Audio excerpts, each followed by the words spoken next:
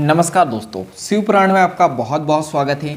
आज हम लोग पढ़ने वाले हैं शिव पुराण की श्री रुद्र संहिता का 17वां अध्याय पापी गुण निधि की कथा। तो चलिए शुरू करते हैं।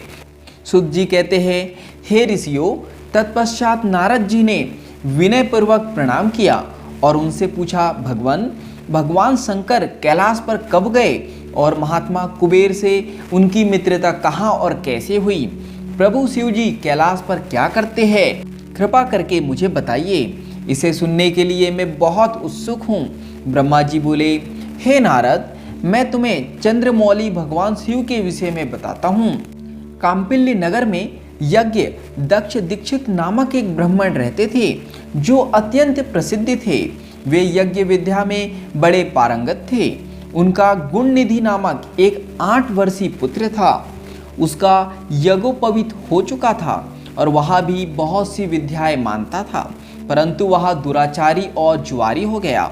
वह हर वक्त खेलता कूदता रहता था तथा गाने बजाने वालों का साथी हो गया था।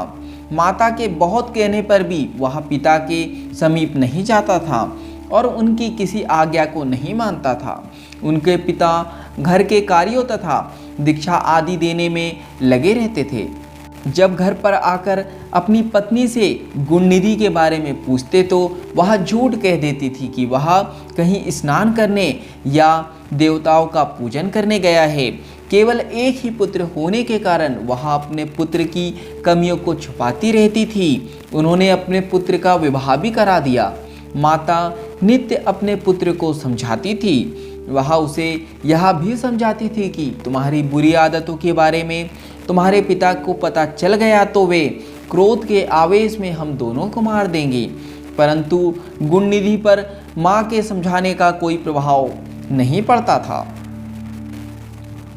एक दिन उसने अपने पिता की अंगूठी चुरा ली और उसे जुए में हार गया।